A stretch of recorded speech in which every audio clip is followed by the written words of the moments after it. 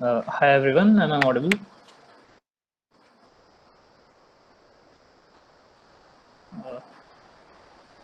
Okay, so I'll present my screen right now. Uh, yeah, so hi everyone, I'm Somesh. I'm a second year computer science undergraduate and I'm currently doing my internship at Midas. So one thing I'd like to tell before I start, like it's just a disclaimer that there is absolutely no shortcut or like exact path to get involved in research or to publish a paper. But there are a lot of things that I'll say, like you should follow this, you should do something like that, and avoid this. But it's not exactly true, and you will always find counter examples. But this is something I have faced. So yeah, let's continue on. So first steps of how you get into research. So you have to look into your interest, explore the fields you like, and before I got into machine learning, I looked a bit into data structures and algorithms, some basic web development before I finally came to this. And yeah, to exactly know your interests, you should read upon the recent advancement in the fields. And doing online courses actually helps. You can do Coursera and keep expanding your knowledge. I had little knowledge of coding or like a very small portion in my 12th before I came to this college, so it was definitely difficult for me. I took part in some courses, and machine learning was one of those, and it ignited a lot of interest in me.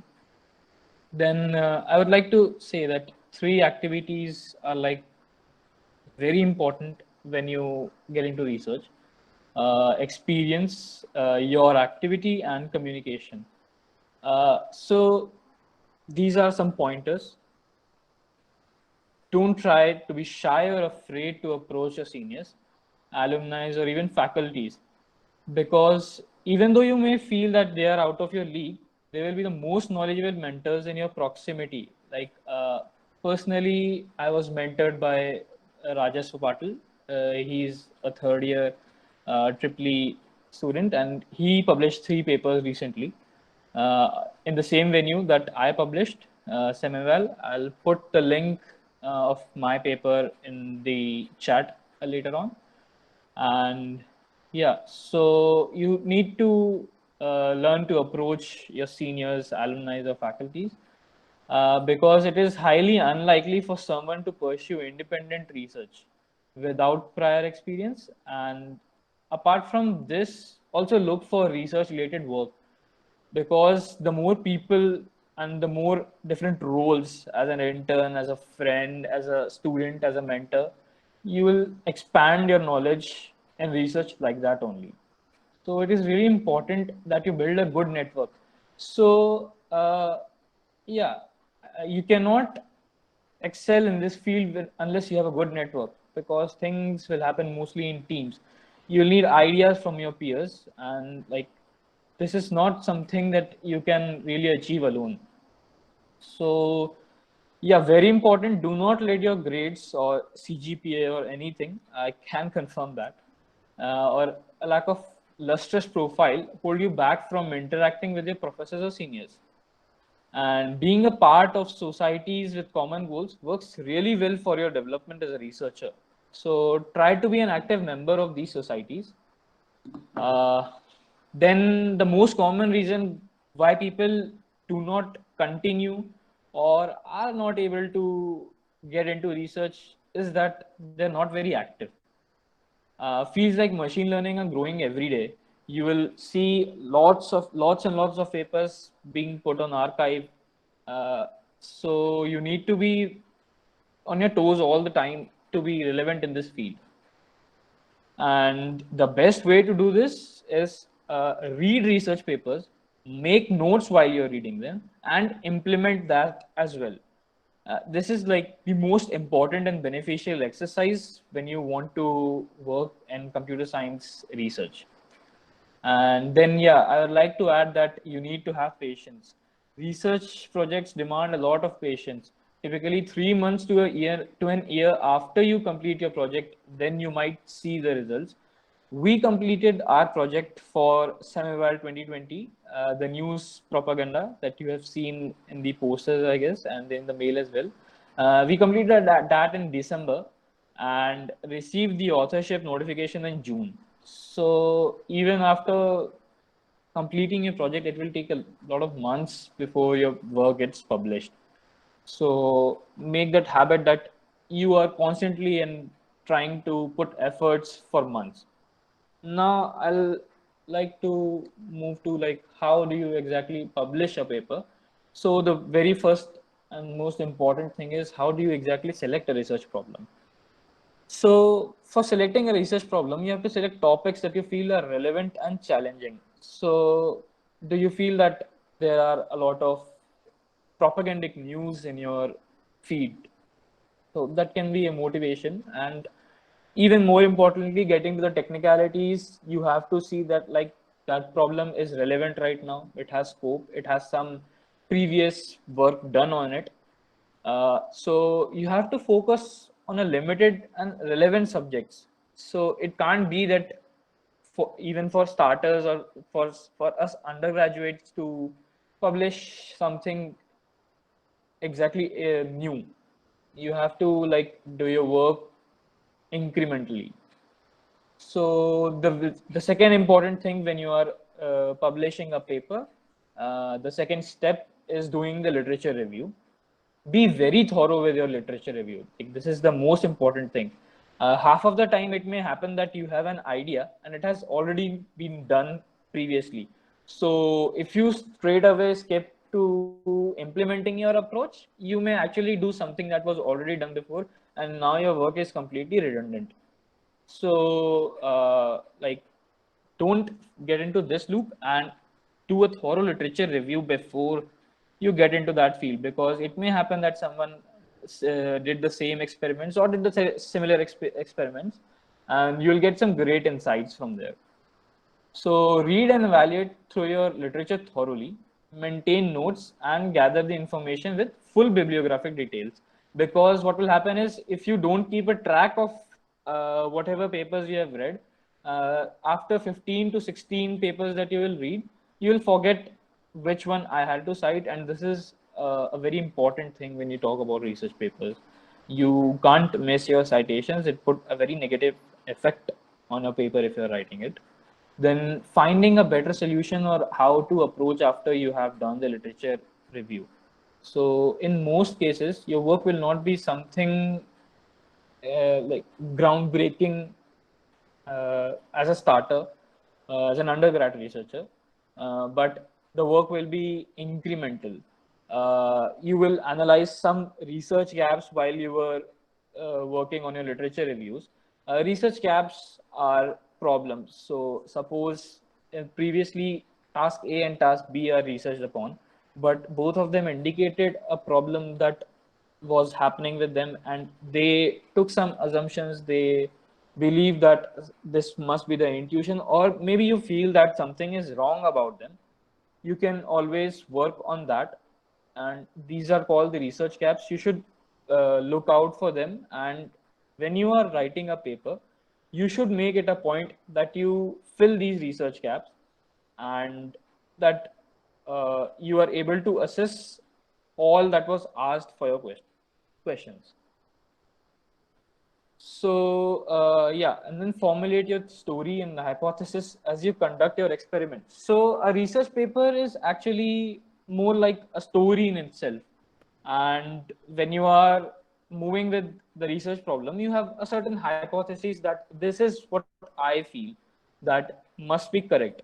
And after you do your experiments, you check whether it is true or not, and with what confidence is that true. And this will become the base of your success of your paper or success of your choices for this. So formulate your story and hypothesis. It is very important that your paper is a story in itself, and that you are not just randomly writing some sections related. And one thing I will also like to add over here, there is a stigma that you need state of the art results to publish a paper, that you need a specific score, you need to beat a specific score to get the paper. This is entirely not true.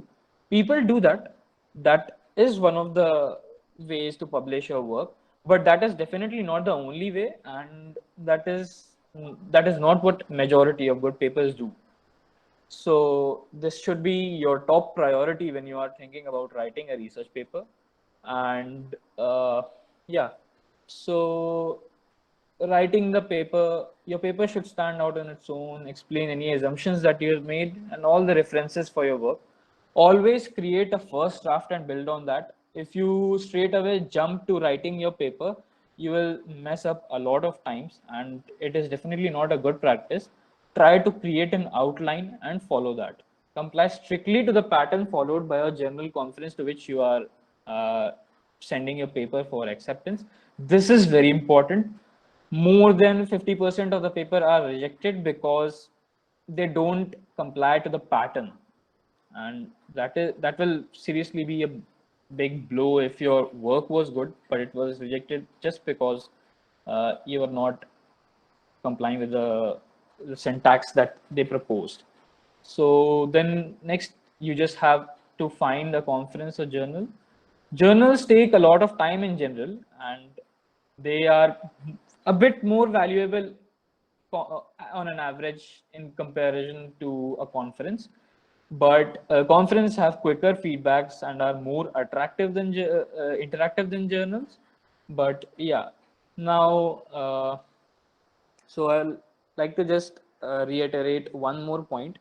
The most important thing that I feel misses when you are working for research is that people don't have enough contacts and they don't build a good network, which is like the most important thing. You need very good mentors. Go and talk to your seniors, go and talk to your professors, because unless you have someone to guide, there's no way like you are going to begin your journey in research. So that is most of what I had for this talk. Now I'll move to some frequently asked questions. What should be on your resume when you apply for research internships? So good open source projects are very important. Uh, they will mostly ask you questions upon that. Make sure that you have complete knowledge of whatever you are applying for. uh, don't just apply and leave it like that. That would leave a bad impression. If you have some literature to support yourself already, that is very good, but that might not be true for most undergraduates, and it is not very easy to get research internships. But you should approach to your seniors about this.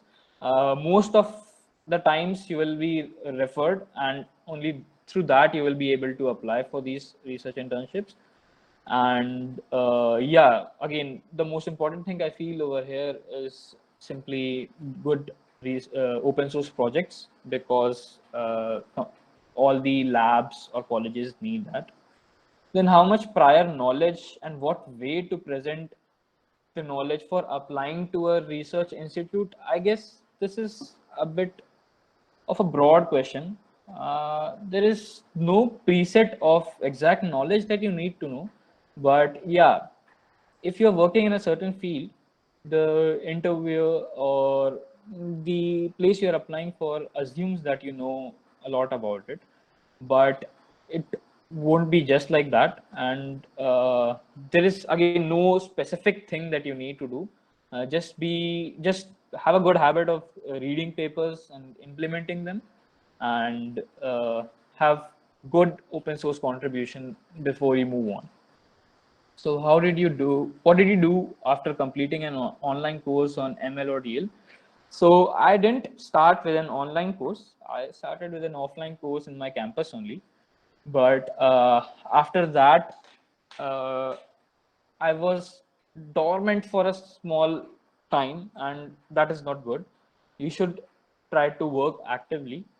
But after that, I met some of my seniors, and we worked together for a paper. And after that, I had a lot of open source projects at that time that I was doing, and the most important thing at that time was that I was very eager to get into it, and I was completing everything that I had the opportunity, be it open source, be it not something exactly in ML either, but coding regularly. So how did you land the research internship? So again, the senior Rajaswa, he referred me to Midas with a form. Then they had a 25-day challenge, which was a full stack machine learning web application. They required me to scrape some data from Reddit, make a classifier upon it, and then deploy a web application for it. So see, even though I was applying for just machine learning, I needed some basic knowledge for web development as well and data scraping as well. So you cannot necessarily constrict yourself that I have to follow machine learning only. No, that will not take you anywhere. Try to evolve as much as you can, and expand your domains. So yeah, and after this 25-day challenge, I had a few interviews where they asked me questions, and that was definitely not easy. They asked me some questions specific to the field, not specific to the field, of one or two data structures and algorithm questions. So I would like to just necessarily stress once again that even though it is now a completely work in machine learning, that was not the only thing that I had to do to get in.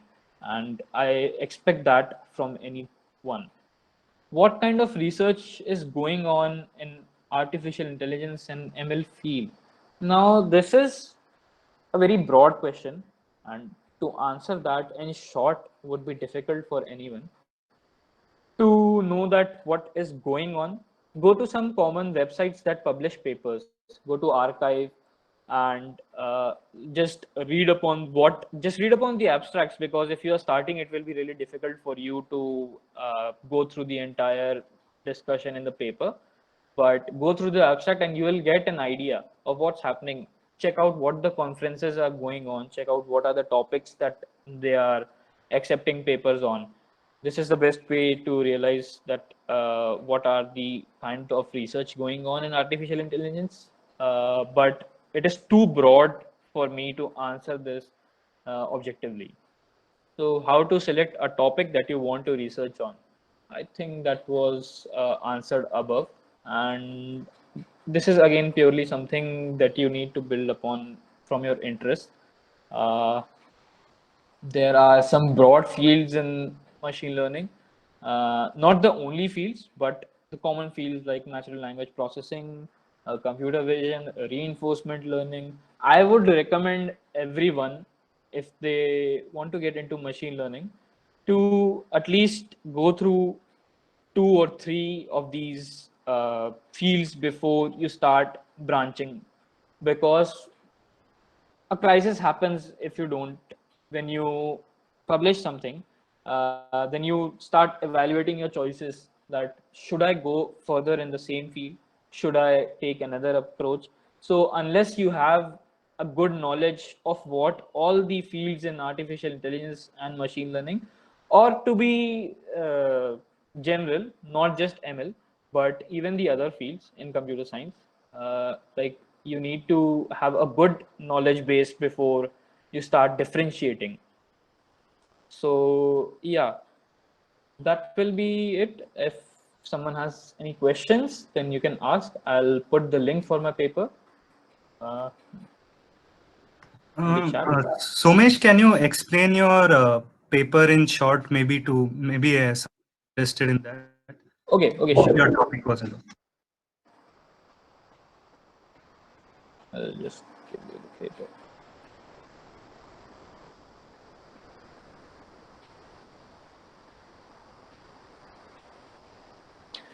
So this is the paper I published along with Rajaswa Patil and Swati Agarwal. Rajaswa Patil is again in the department of Tripoli, and Swati is a professor on campus. So this is the abstract. I won't read the complete thing because this is something you can do. I've put it in the chat as well, but I'll just briefly give you a short overview. So this was a task at one of the shared task conferences, semantic evaluation 2020. This was the 11th task, and Rajaswa has done 3 papers in this. I did 1.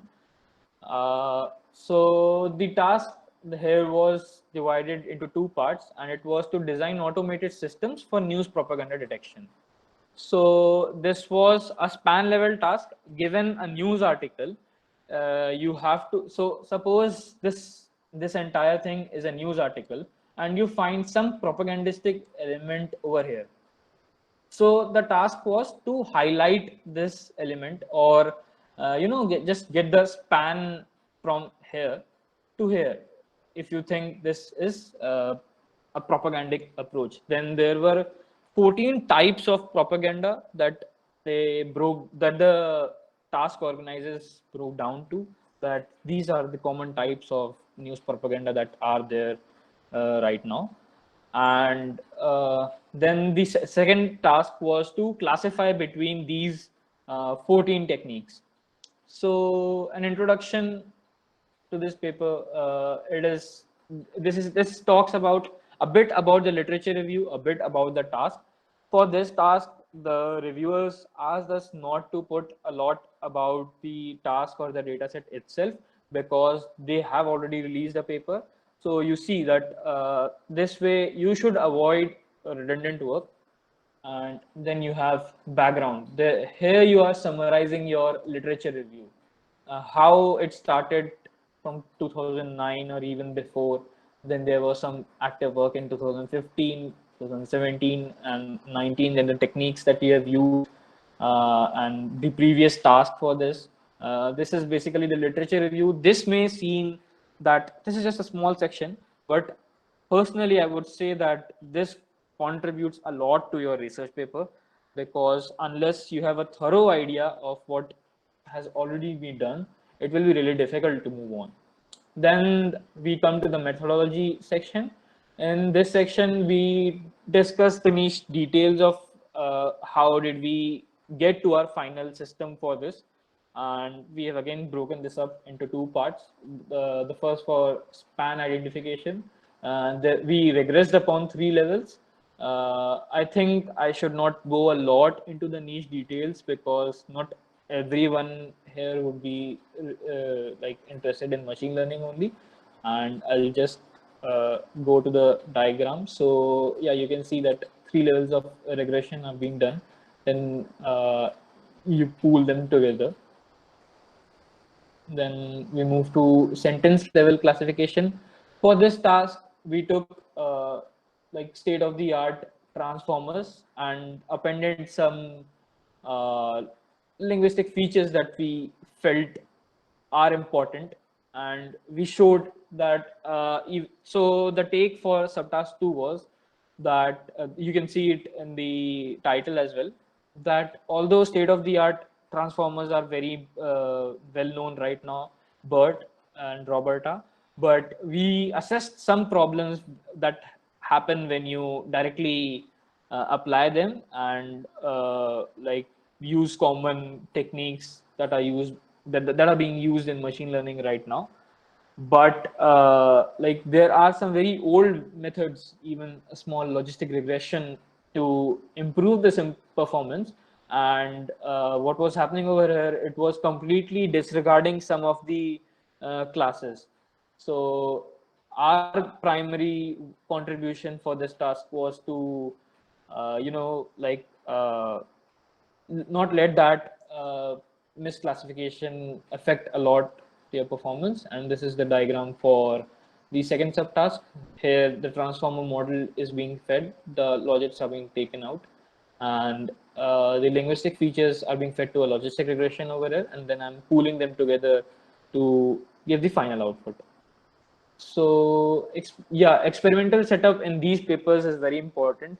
You might get to know a lot on social media that how people thank those who have put their approaches in a GitHub code, or something like that. But this is important because you want your result to be replicable.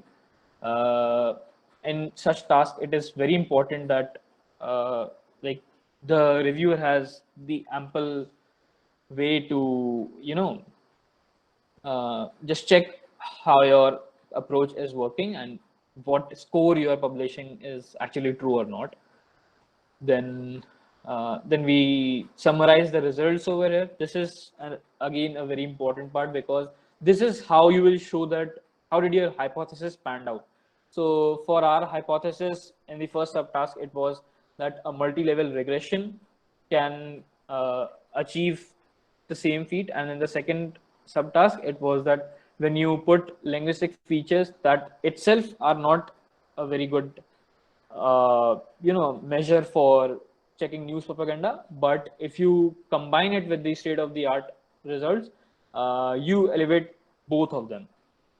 So this is clearly shown over here, and this is a set of all the experiments that we did for this one. So yeah, you'll need a lot of experimentation to get even a small paper.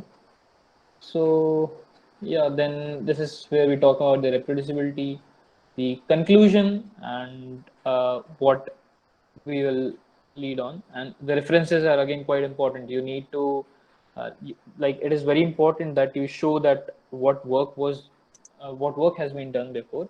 And if you don't know, then these are actually the citations that I have put over here. And whenever you talk about anything that has been done before, you mention their author. So for example, here I mentioned Devlin et al. For BERT. So even though things might be very trending or common, you need to thank the person that has done this before, mention and give them the proper credits for this. This is most of it about my paper.